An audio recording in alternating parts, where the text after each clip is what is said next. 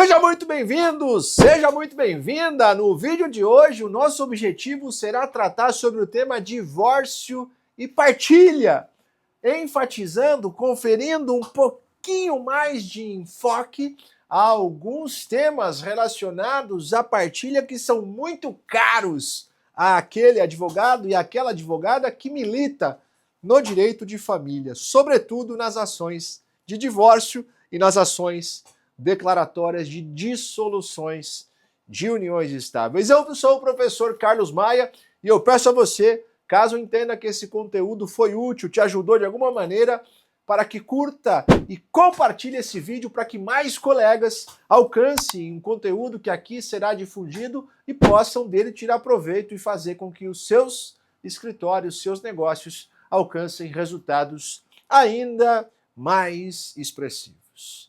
Para começar, nós vamos dar uma volta rápida a respeito desse negócio chamado divórcio. Eu relembro, quando comecei a advogar, no ano de 2006, mais precisamente no mês de janeiro, quando o escritório foi fundado, e eu já atuava muito antes disso, na condição de estagiário, com esse tema, desde 2004, quando prestei um concurso e passei para a então denominada Procuradoria de Assistência Judiciária, em que eu só dedicava o meu tempo ao direito de família e sucessões, que eu já interagia com esses procedimentos da ruptura do elo matrimonial, que é uma coisa, diga-se de passagem, muito diferente hoje. Lá atrás, nós tínhamos contextos em que se visualizava, de uma certa maneira, uma ingerência do Estado no ambiente familiar, porque não era tão simples se divorciar naquele momento como hoje é. Não era tão simples alcançar a dissolução do elo matrimonial como hoje é possível. Eu vou, portanto, fazer um rápido retrospecto histórico e legislativo a respeito desse assunto divórcio para você compreender, a gente criar uma contextualização e avançar para os próximos passos. Primeira coisa que nós temos que entender é que lá em 1916, quando o Código Civil entrou em vigor, o Código de Bevilacqua, o revogado Código Civil, não se falava em divórcio. A relação entre um homem e a mulher, que era a única possível naquele momento histórico, só poderia ser dissolvida pela morte. Só a morte ceifava a vida e, portanto, causava como reflexo natural a ruptura do vínculo matrimonial. Coisa que persistiu até 1977, quando entra em vigor o primeiro marco legislativo que importa para esse bate-papo de hoje, que foi a entrada em vigor da Lei 6.515, repito, lá de 1977, que fez, sabe o quê? Duas coisinhas. A primeira delas, modificou o Código Civil de 16 para fazer uma alteração relevante quanto ao regime de bens, que até então vigia o da comunhão universal como regra, e desse marco para frente passou-se a ser regra, passou-se a ter como regra o regime da comunhão parcial de bens. Então, até 77, o regime oficial era a comunhão universal. De 77 em diante, o regime oficial passou a ser a comunhão a comunhão parcial de bens, universal antes, parcial depois. E isso, evidentemente, também foi um marco relevante que a gente vai tratar daqui para frente, mais adiante. Agora, o que importa efetivamente nesse contexto é você levar em consideração que a mesma lei 6.515 instituiu o divórcio no país. Evidentemente, nós vínhamos de uma sociedade absolutamente conservadora em que aquilo que Deus havia unido não seria possível o homem separar. Não havia ruptura. Então perceba que, diga-se de passagem, um marco importante, essa lei foi promulgada e publicada no dia 26 de dezembro de 1977, sem vacatio legis, significando dizer que ela entrou em vigor imediatamente. E entrou em vigor imediatamente e criou um barulho no jurídico, no mundo jurídico de um modo geral, porque a partir daquele momento o regime de bens oficial deixara de ser a comunhão universal e passara a ser o da comunhão parcial de bens. E isso tinha um reflexo patrimonial. E mais do que isso, as partes podiam, então, pôr fim aos seus casamentos por desejo pessoal, não sendo mais a morte a única razão para a dissolução da relação.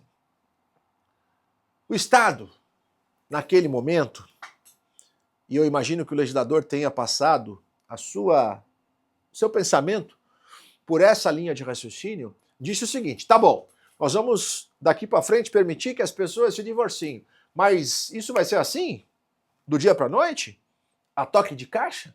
Nós não vamos criar nenhuma regra que, de uma certa forma, eu não diria dificulte, mas pelo menos desmotive a ruína da família, que é a base da sociedade? Como é que nós vamos fazer isso? Bom, vamos fazer o seguinte, vamos criar regras. Nós vamos criar dois tipos de divórcio. Nós vamos criar o divórcio direto e nós vamos criar o divórcio indireto. O que é o divórcio indireto? É aquele em que eu salto do estado civil de casado para o estado civil de divorciado, tendo no meio do caminho a necessidade de passar pela separação. Então, por isso, indireto. Eu salto do estado de casado para o de separado e depois eu vou do estado de separado para o de divorciado. É como se eu tivesse um estágio de teste. Quer divorciar? Primeiro separa. Avalia se é isso mesmo que você quer. Se for, depois de um determinado lapso temporal, você se divorcia. Esse lapso temporal, a contar da separação, lá atrás era de 1 ano. Hoje em dia isso não existe mais. Que fique claro. O divórcio direto, por sua vez, exigia a separação fática, exigia a ruína da sociedade conjugal mediante uma separação física entre as partes. Elas já não mais permaneceriam juntas, elas já não mais estariam conectadas faticamente. Não existia mais a coabitação, cada um tinha ido para um local diferente, cada um tinha voltado para a casa de seus pais, enfim, o fato é que elas estavam distantes. E naquele momento, naquele período, necessária era a observância de um lapso de separação de pelo menos 2 anos. Eu me recordo, tanto na época do estágio que eu acabei de mencionar, quanto na época do início da minha advocacia, que muitas foram as vezes em que eu ia para o fórum para fazer um divórcio e eu tinha que ir junto com as partes, eu estou me referindo ao divórcio consensual, aquele em que não há belicosidade, que não há conflito, íamos eu, o cliente, a outra parte, que também era cliente porque me otorgava poderes, enfim, mas tinha um que me pagava e o outro que estava ali só porque também concordava, e as duas testemunhas, porque a legislação exigia que a prova da separação de fática fosse feita por intermédio de testemunhas. O juiz convocava as testemunhas naquele mesmo dia para uma espécie de audiência e dizia: o senhor conhece A ou B? Conheço os dois. O senhor sabe se eles estão separados há bastante tempo? Ah, sim, sei sim. Eu sei porque eu moro perto deles, eu sei porque eu sou um amigo, eu sei porque eu sou um colega, eu sou um vizinho, enfim, eles de fato já não mais vivem juntos. Eu moro do lado da vizinha A, da vizinha B, e eu sei que eles não vivem mais juntos, eles estão separados, eles estão distantes um do outro. O juiz se convencia do depoimento testemunhal e decretava o divórcio. E as partes saíam naquele dia com um mandado de averbação para registrar o fim da sua relação conjugal. Então perceba que isso foi com o tempo evoluindo. Eu estou aqui citando alguns marcos temporais importantes, mas o próximo marco temporal relevante que eu posso mencionar aqui é a Constituição Federal de 88. Então nós citamos aqui o Código Civil de 16, na sequência a Lei 6.515 de 77, que passou a permitir o divórcio. Na sequência vem a Constituição Federal, que aliás hoje tem uma redação diferente, mas na época, quando entrou em vigor, ratificou a legislação mencionada, a Lei 6.515, para prever que o divórcio estava condicionado à prévia separação. A separação era um estágio para o alcance do divórcio. E foi assim durante muitos anos, durante muitas décadas, diga-se de passagem. Depois de 88, eu ouso dizer que a próxima legislação relevante foi o Código Civil de 2002, que também previu a mesma coisa, a necessidade de uma prévia separação para que depois se pudesse chegar ao estágio do divórcio. Daqui a pouco vocês vão entender o impacto dessas duas situações, separação e divórcio, no cenário atual, para você tirar desse vídeo o proveito necessário para você aplicar no seu escritório, na sua jornada profissional.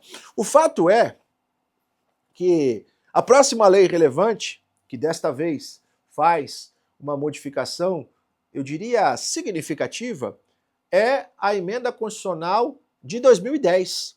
A emenda constitucional do divórcio suprimiu uma parte do texto da Constituição para dizer, em grosseira análise, que o casamento civil poderia ser dissolvido pelo divórcio, apagando-se a vírgula e a continuidade da frase. Não era mais necessária a separação prévia, tanto por 1 ano para que houvesse o divórcio indireto, quanto de 2 anos para que houvesse a possibilidade do alcance do divórcio direto.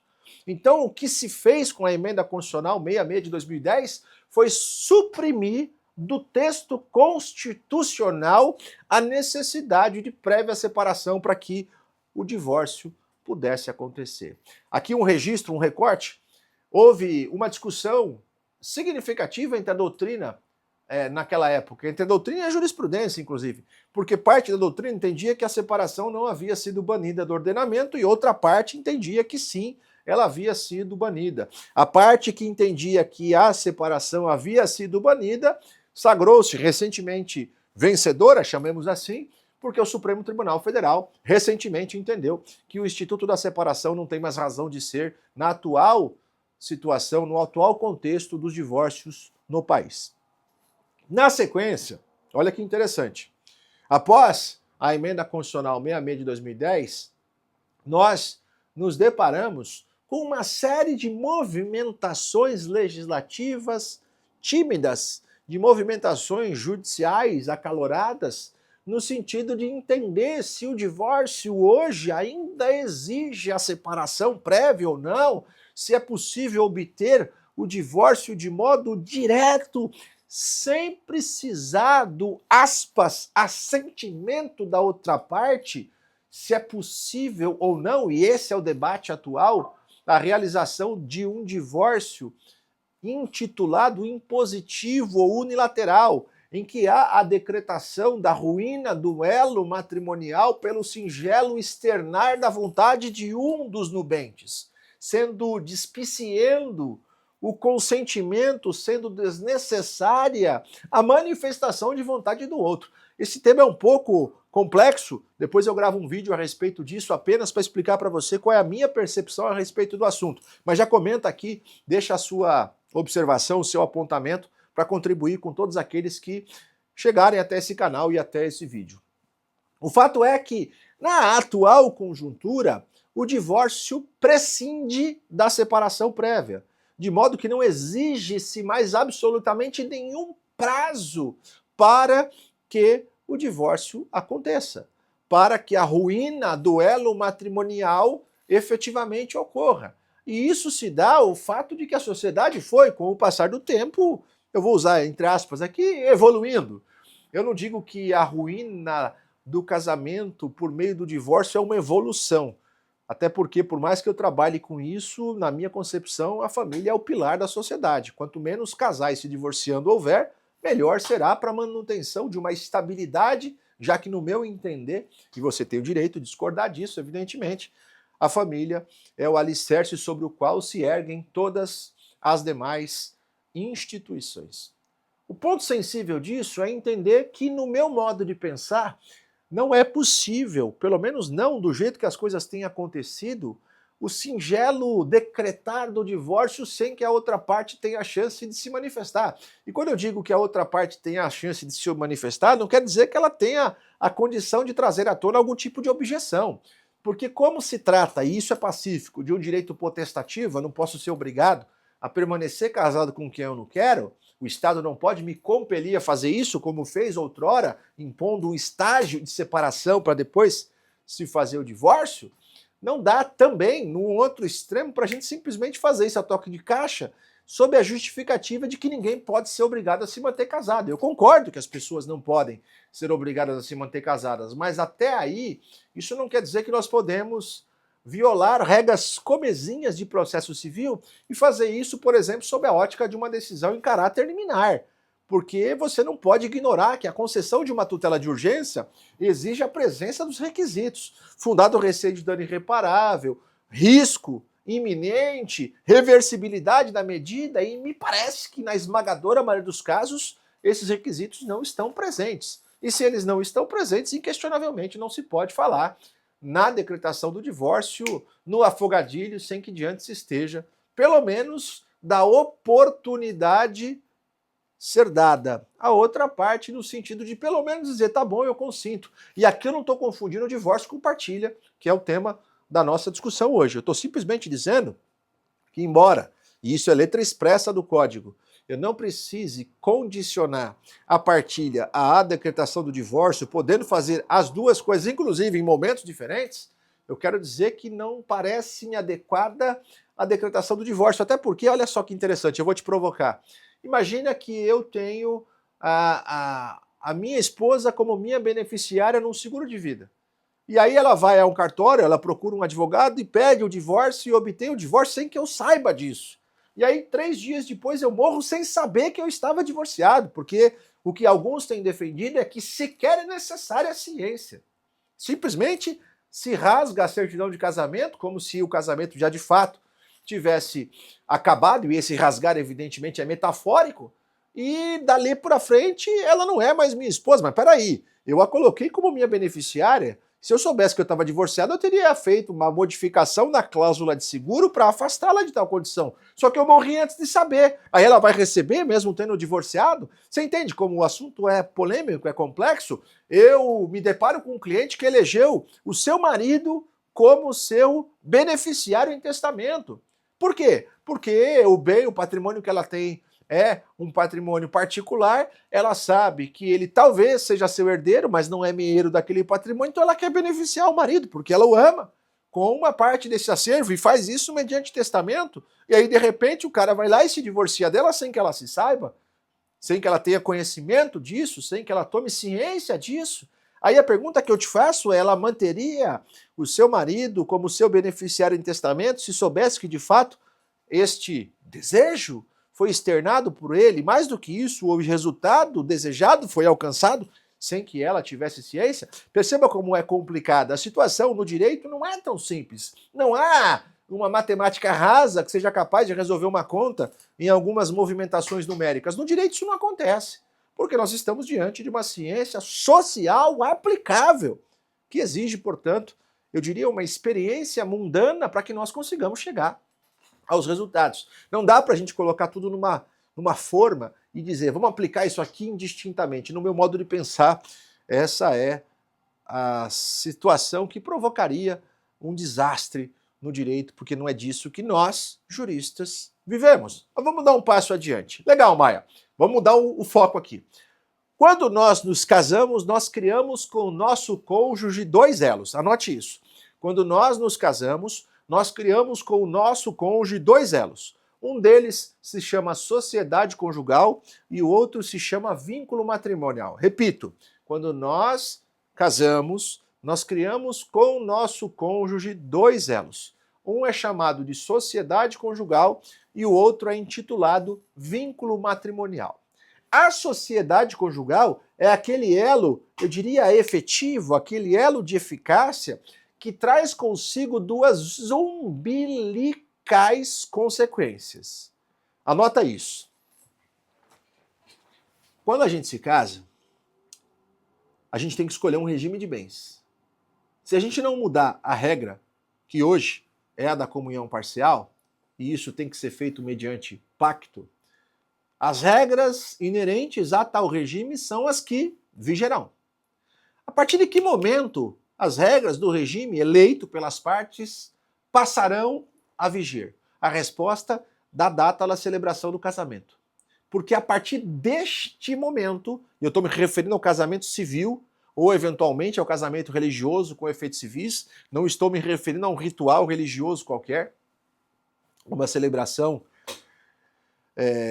religiosa qualquer, e sim a um aspecto civil, um aspecto jurídico legal.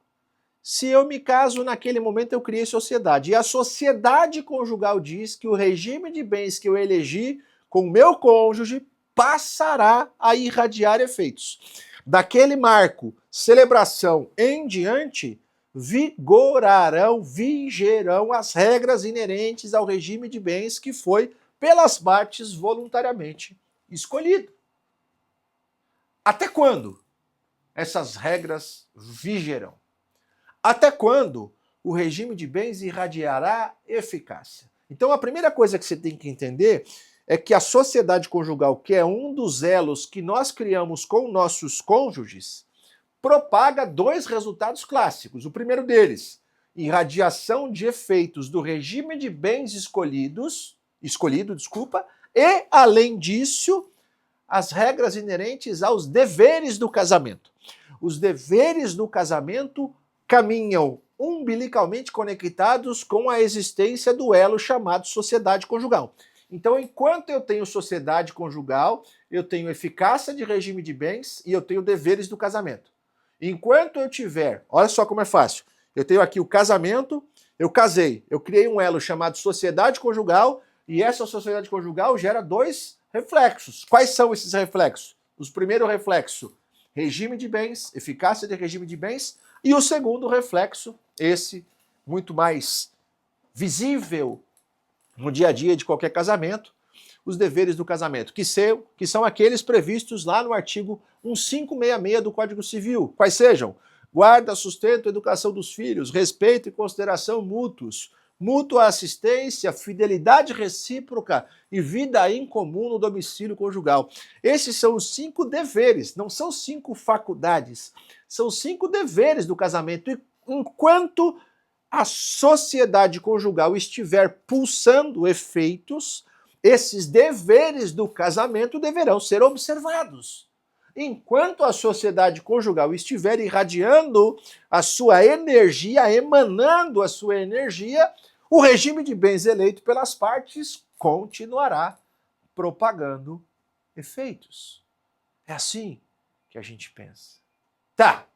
E o vínculo matrimonial, Maia? O vínculo matrimonial, que é aquele outro, sociedade conjugal, tudo isso que eu falei, vínculo matrimonial está aqui para baixo. O vínculo matrimonial é aquele elo jurídico, aquele elo mais robusto que efetivamente diz que as partes têm entre elas uma unidade familiar intitulada casamento. Lembrando aqui que desde 2011, o Supremo Tribunal Federal reconhece as uniões homoafetivas como entidades agasalhadas, abraçadas pelo Estado. Demorou, mas enfim, em 2011 o Supremo falou isso. Em 2013, o Conselho Nacional de Justiça, salvo falha da minha parte, sob a batuta, nas mãos do então ministro Joaquim Barbosa, edita a resolução que diz que seria possível a conversão das uniões homoafetivas em casamento. E daquele momento para frente, toda vez que eu falar casamento, eu estou falando de casamento. Não estou falando de casamento homoafetivo,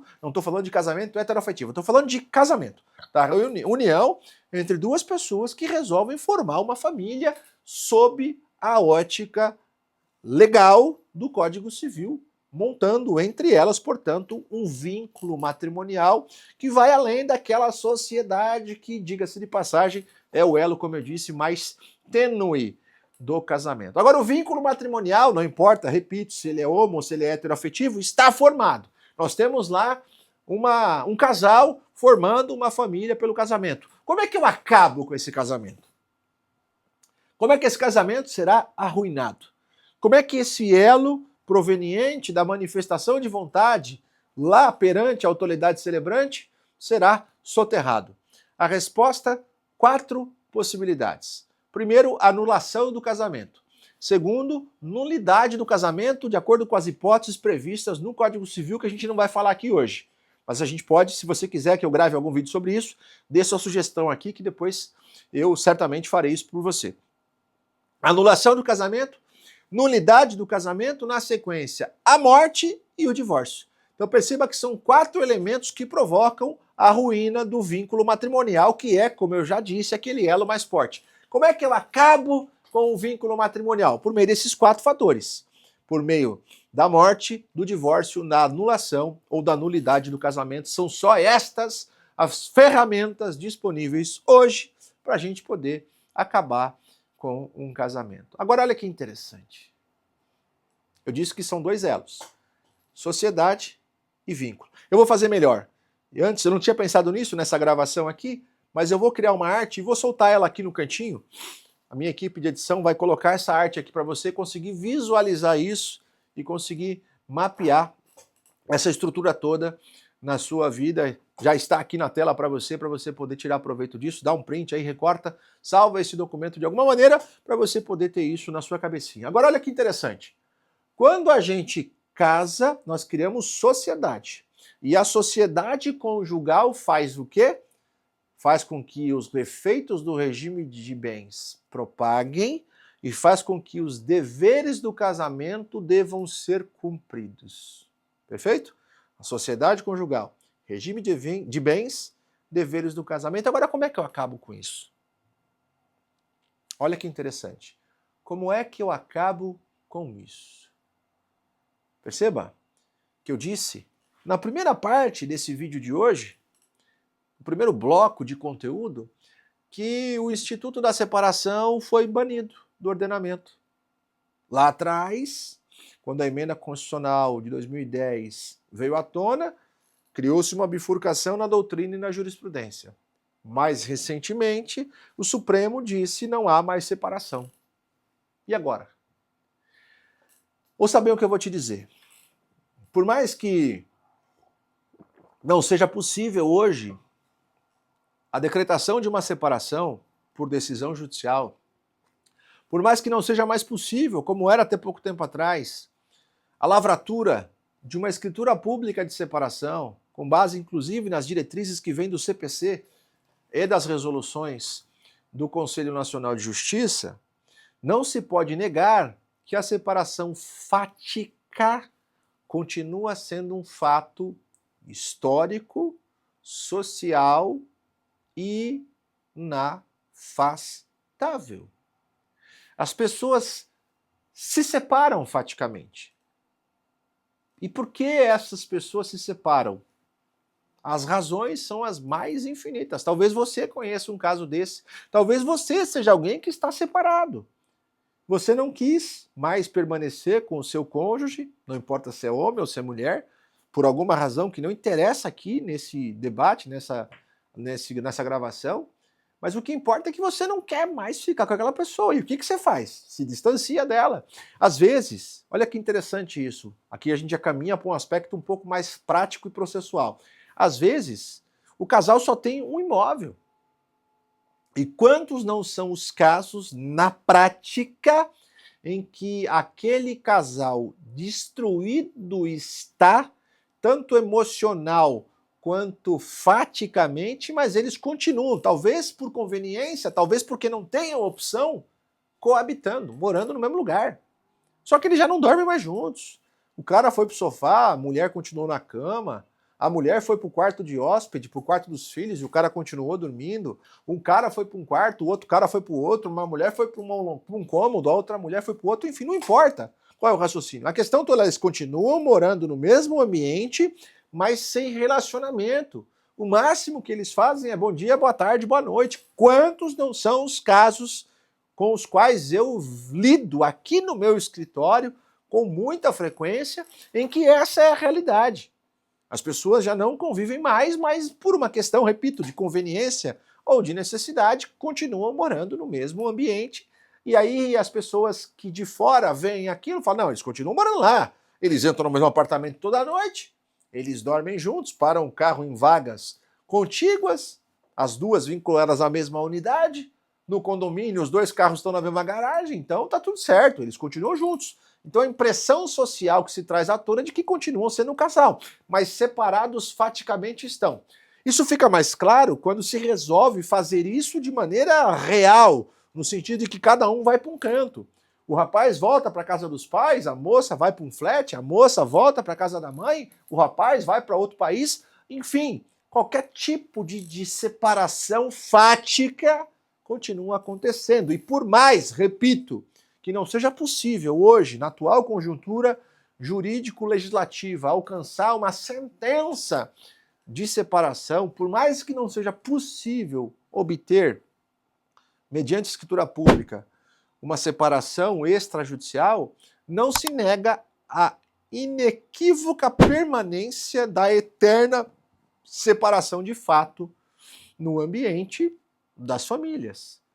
O que eu e você temos que entender qual é o impacto disso para uma ação de partilha em que se discute o que pertence a quem. Aqui nós chegamos num ponto muito sensível.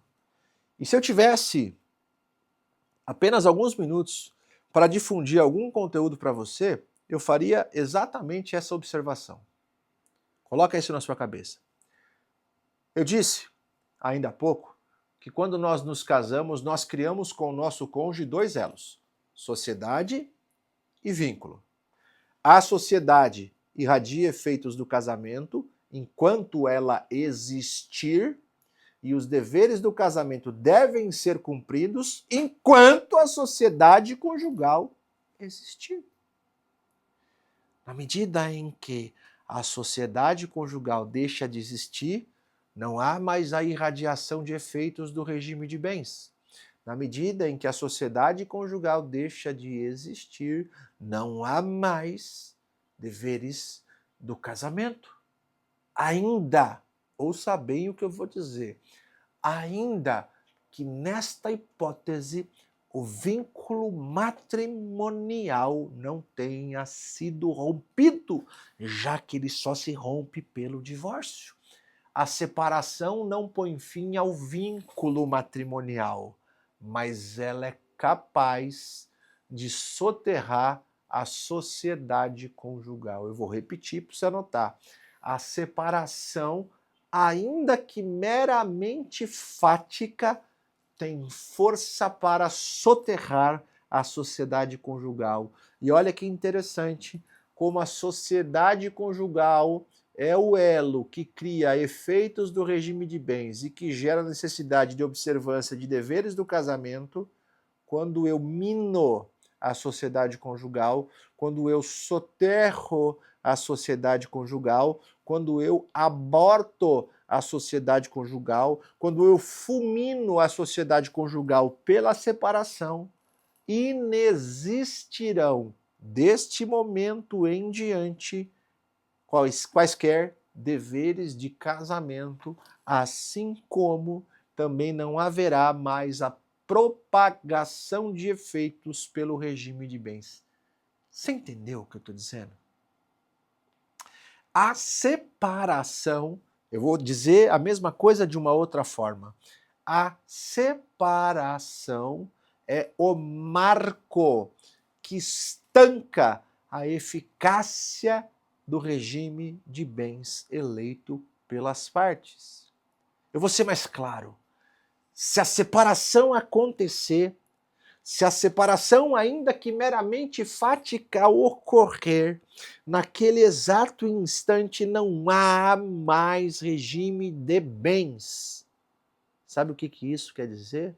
Que o patrimônio conquistado pós-separação não é mais comunicável. O patrimônio, eu vou repetir, conquistado pós-separação não é mais comunicável. E por que não? Porque as regras inerentes ao regime de bens já não mais têm valor. A eficácia do regime de bens cessa com o fim da sociedade conjugal, ou seja, com a separação. Você perceba que eu te disse a mesma coisa de várias maneiras diferentes. Pensa na prática. Ação de divórcio proposta. Lá na petição inicial, a parte que deseja o divórcio diz que o casamento acabou em tal dia, na concepção dela. Só que a outra parte tem uma controvérsia a respeito desse assunto. O que vai definir, ouça bem o que eu vou te dizer, o marco que estabelece a data em que serão apurados os bens que deverão se sujeitar ao reparte é a data da separação, e não a do divórcio. A sentença do divórcio não importa em nada para isso. O que importa é a data da separação. E essa, meu querido e minha querida, é uma regra básica quando o assunto é discussão a respeito de partilha de bens. finda a sociedade conjugal, ainda que pela separação de fato, que evidentemente terá que ser provada, essa é uma questão processual, não há mais a propagação de efeitos do regime de bens. Eu vou ser um pouco mais claro. Pensa, vamos ilustrar. Pensa da seguinte maneira. Um rapaz e uma moça foram casados durante 3 anos. Regime da comunhão parcial de bens. Essa moça, bem-sucedida profissionalmente, conseguiu conquistar muitas coisas ao longo do período de casamento. O rapaz, um pouco mais sossegado, digamos assim, pouco se movimenta para ascender. E talvez tenha sido essa, inclusive, a motivação para o fim dessa relação por parte da moça, que foi quem, no meu exemplo, buscou a separação. E aí eles se separam. A moça chama o rapaz, abrem um vinho e fala, esse aqui é o nosso último vinho, vamos degustar aqui pela última vez juntos, porque o nosso casamento acabou. Não está legal, não estou feliz, você também não está, então vamos acabar isso de modo civilizado, como 2 adultos, eu estou saindo do apartamento, você fica aí, tá tudo certo, vou pegar minhas coisas, estou colocando numa mochila, numa mala, vou colocar no carro e estou indo para casa da minha mãe, estou indo para um flat, estou indo para um outro local qualquer, para o Airbnb, e vou ficar lá e a vida segue, você segue a sua, eu sigo a minha, e quando a gente tiver com a cabeça mais fria, a gente busca o divórcio. Beleza, tá tudo certo. 6 meses se passam e o divórcio não é decretado. 6 meses se passam, o divórcio não é decretado porque ninguém procurou a decretação do divórcio. Porque ligaram para o advogado falou que para entrar com o divórcio teriam que pagar honorários, teria que pagar emolumentos de tabelião, se fosse feito extrajudicialmente, teria que pagar custas de processo, se optassem pela via judicial, e as partes falam, tá tudo bem, a gente tá bem assim, tá tudo certo. Aí a moça, repito, ela é bem sucedida, ela logra êxito em uma promoção no trabalho, recebe lá um benefício, um valor qualquer a título de lucros ou distribuição de lucros pela empresa, enfim, ela recebe um prêmio, um bônus, em razão do bom trabalho que ela desempenha na empresa em que exerce a sua atividade profissional, e ela converte esse dinheiro num bem qualquer. Imagina que ela ganhou ali 200 mil reais de bonificação e comprou um carro. Com esse dinheiro. Não estou nem falando, para não dificultar o exemplo, que ela vendeu o carro que ela tinha, que ela colocou as malas para sair de casa. Não, ela comprou outro carro com o dinheiro que ela ganhou depois da separação. Aí o espertão, o sossegadão lá, o encostado, procura um colega advogado. Esse advogado cria nele uma expectativa e diz assim, não, a gente ainda é casado. O divórcio não foi decretado, e se ela comprou um bem durante o casamento, metade é sua, diz o advogado para o colega, o que seria trágico, porque esse infeliz desse colega estaria orientando o cliente de modo absolutamente equivocado. E aí pior, notifica e fala, eu quero a metade. A mulher fala, tá maluco? Não, comprei depois que a gente separou. Aí ele fala, não vai dar, tá bom, então vou entrar com a ação de partilha. Aí entra com a ação de partilha pedindo a metade do carro.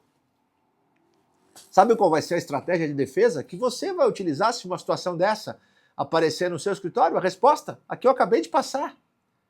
Você vai colocar lá na contestação a prova, a argumentação e a prova correlata de que a separação aconteceu 6 meses antes. E que daquele momento em diante, de acordo com o que eu te disse aqui, eu não disse a minha opinião, eu disse o que prevê o Código Civil, e portanto é o que você vai colocar na tua petição, o efeito do regime de bens já não mais se irradia. Não tem mais regime de bens daquele momento para frente. Não tem mais comunhão parcial, não tem mais comunhão universal, não tem mais participação final e aquestos. Não existe mais regime algum. Por quê? Porque a sociedade conjugal se findou com a separação. E repito, ainda que meramente fática, aqui faço um recorte. Se houver a expulsão de um dos cônjuges do lar em razão do cumprimento de uma medida protetiva, fica mais fácil ainda de se provar. Porque se teve cumprimento de medida protetiva, houve a separação de maneira abrupta.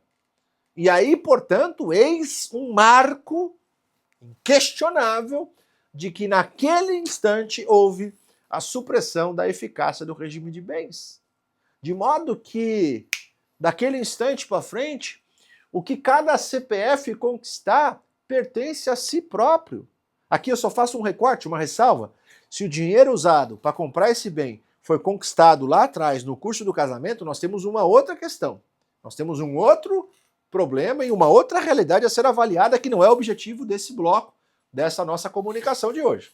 Agora, porém, se nós estivermos diante da conquista de recursos pós-separação e na convolução desses recursos no novo patrimônio, ainda que não tenha havido a decretação do divórcio, que é mera ferramenta de ruptura de vínculo matrimonial, não haverá comunicação de bens. Por quê? Porque a separação já pôs fim à sociedade e quando a sociedade conjugal afunda, amarrada nela, afundam juntos, submergem concomitantemente as regras relativas ao regime de bens eleito e os deveres do casamento. Simples assim. Comenta aqui se você já sabia disso. Compartilhe aqui sua opinião. Se você já teve um caso parecido como esse, fomenta aqui o nosso debate, a nossa discussão, porque eu vou interagir com você a fim de que a gente cresça juntos e eu consiga te ajudar a alçar voos muito mais altos por meio da sua jornada aqui comigo neste canal. Agora vamos avançar, porque eu separei aqui, pensando na partilha e no estabelecimento de uma premissa maior, que é aquela segundo a qual a ruptura da sociedade conjugal põe fim à eficácia do regime de bens e aos deveres do casamento, 3 pequenos temas que são muito comuns numa ação de partilha e que podem ajudar você a alcançar resultados positivos na tua intervenção. O primeiro deles, ouso dizer, é o mais delicado de todos, o mais complexo de todos, é o tema relacionado à partilha de cotas sociais. Cotas sociais de uma sociedade empresária limitada. Pensa da seguinte maneira, isso é muito comum. A moça acabou de se formar numa área qualquer e ela resolveu montar o seu negócio. Ela montou lá a sua clínica de estética, ela montou o seu auto center, ela criou a sua clínica de embelezamento, ela criou o seu escritório de advocacia, ela constituiu a sua atividade empresarial qualquer. E o marido fez a mesma coisa, no seu ramo de atuação, a engenharia, enfim, não importa. Nesse contexto, quando diante se está da constituição de uma sociedade no curso do casamento e há o aporte de dinheiro para que essa sociedade nasça documentalmente, para que ela tenha os seus atos constitutivos devidamente registrados, de um determinado valor. Então diz-se que, nesse caso, a aquisição das cotas no curso do casamento submisso, por exemplo, ao regime da comunhão parcial, mas esse raciocínio também vale para a comunhão universal e para a participação final em sequestros, as cotas sociais foram por ela adquiridas. Então as cotas pertencem a ela, as cotas pertencem a ele. O marido está no contrato social? Não. A esposa está no contrato social? Não, eles não estão. Só um dos cônjuges, coloca isso na sua cabeça, apenas um dos cônjuges integra o contrato social. Apenas um deles faz parte da sociedade. Não importa se diante se está de uma sociedade unipessoal ou se diante se está de uma sociedade composta por várias pessoas. Aquele cônjuge sócio e outros amigos, colegas, sócios puros e assim por diante. Coloca uma coisa na tua cabeça e aqui há um erro crasso que a advocacia que milita nesse segmento e não se aperfeiçoa comete. Qual é o erro crasso cometido por quem não tem familiaridade com esse assunto? E você, se um dia já pensou em passar por isso, não vai acontecer mais por força da dica que eu te dou agora nesse vídeo. Se isso ajudar você, compartilha. Não se pode, por força da preponderância das regras do direito empresarial sobre as do direito de família, quando o assunto é sociedade, dizer ao cliente que a partilha torná-lo-á sócio. Coloca na tua cabeça e escreve isso.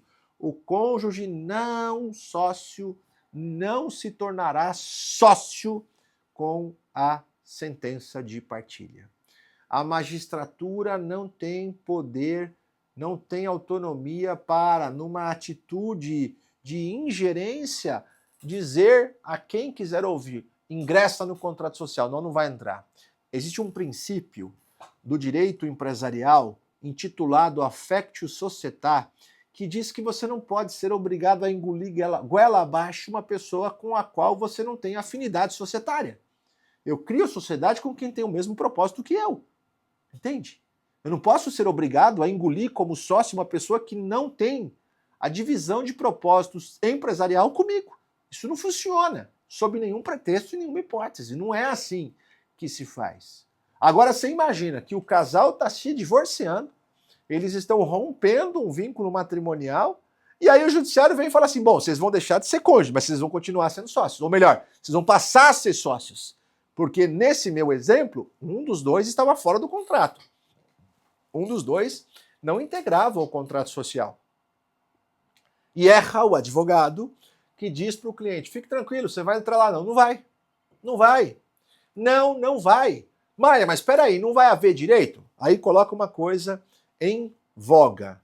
O cônjuge não sócio não se tornará sócio. Isso não quer dizer que o cônjuge não sócio não fará jus ao valor das cotas apurado mediante critérios próprios de uma ação dessa natureza. O que o juiz faz numa ação de partilha? Toma nota disso e não se divorcie disso sem trocadilho de nenhuma maneira. Não deixe nada permitir que esta afirmação que agora eu farei seja dispersada da sua corrente sanguínea. Isso tem que ficar tatuado no seu cérebro, você não errar nunca mais. Anota! O objetivo de uma ação de partilha é convolar o estado de mancomunhão em condomínio. Eu vou usar uma outra afirmação.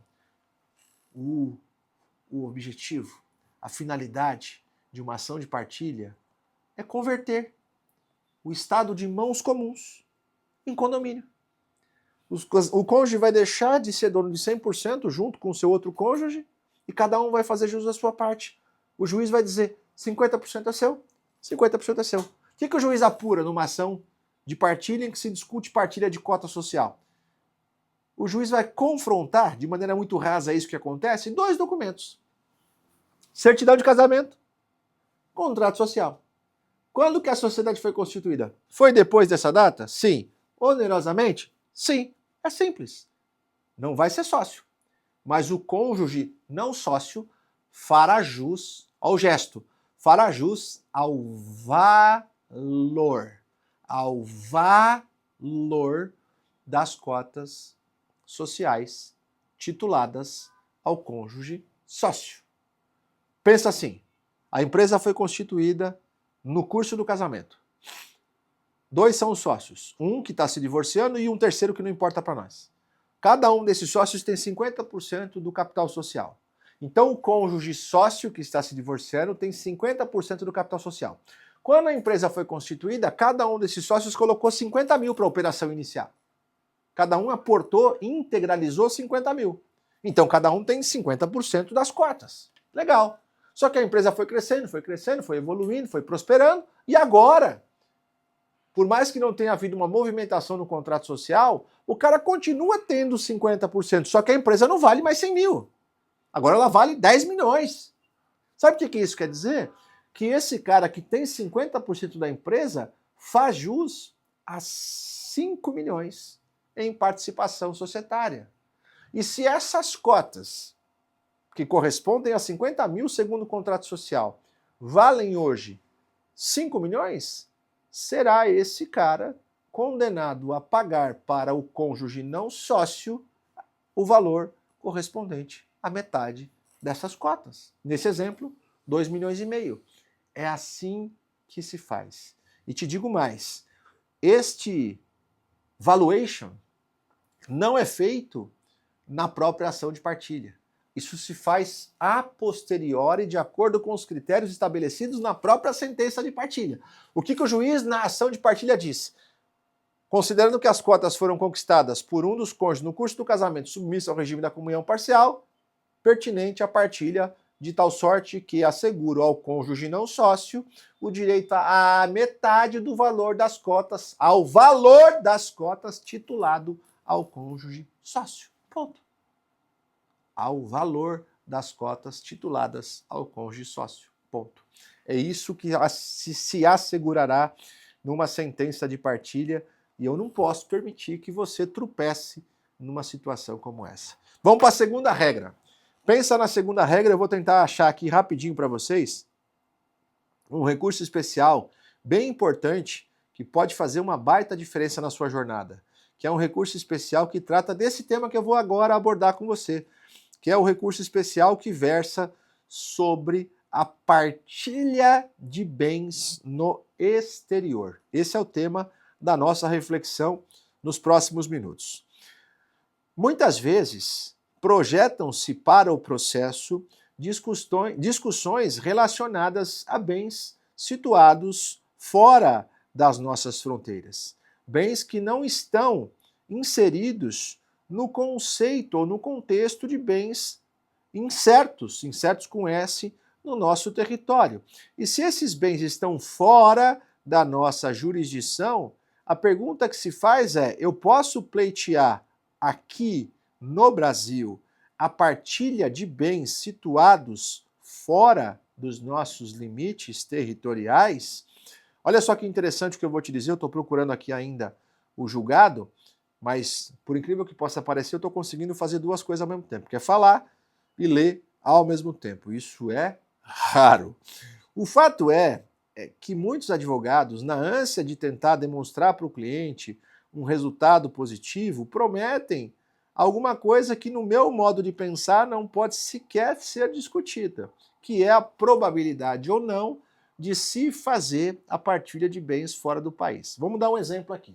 Pensa o seguinte, um casal é casado e a mulher, financeiramente bem-sucedida, proveniente de origens europeias, vai num determinado momento viajar lá para a Itália e lá adquire 2, 3 imóveis pagos em euro na Itália, em Veneza, em qualquer região lá desse país. Quando volta para o Brasil, o imóvel está registrado lá. E aqui eu vou até problematizar ainda mais. Imagina que o casamento foi realizado aqui no Brasil, que lá fora eles não são casados. E aí o casamento dá errado por alguma razão e esse cônjuge que nada fez para adquirir esse patrimônio promove a ação de divórcio, compartilha aqui no Brasil e pede a partilha desses bens, desses 3 imóveis lá na Itália. O que o advogado dessa mulher deveria invocar como fundamento para dizer não? Invocaria, anota aí, o recurso especial 2080842 de São Paulo. Recurso especial 2080842 de São Paulo. Eu tomo a liberdade de fazer a leitura de um pequeno trecho aqui desse aresto que diz assim: o entendimento que tem prevalecido nesta corte, é um recurso especial, é o de que a lei brasileira não tem aplicação em relação à sucessão dos bens situados no exterior, inclusive para fins de eventual de compensação de legítimas. Tópico 7. A justiça brasileira não é competente para apreciar questões relativas aos bens situados no exterior, consistentes na espécie em participações societárias do decujus em 2 offshores situadas em BVI, Ilhas Virgens Britânicas, nem sequer para se computar para efeitos de equalização de legítimas, pois a sucessão de bens situados no exterior deve observar as leis locais. Esse é um trecho relacionado ao julgamento de uma partilha no inventário, que não é o que nós estamos falando aqui, mas que se estende, porque o assunto é partilha de qualquer modo, para as partilhas nos divórcios e nas dissoluções de união estável também. Olha que interessante. Ô, Mar, então o que eu faço quando eu estou diante de uma situação como essa? A resposta, a primeira coisa, não promete para o cliente que você vai conseguir fazer isso, porque você não vai. Por quê? Porque você vai resvalar e você nunca pode subestimar a técnica do advogado que salvaguarda os interesses da parte contrária com uma resistência proveniente de decisões do STJ que não são isoladas.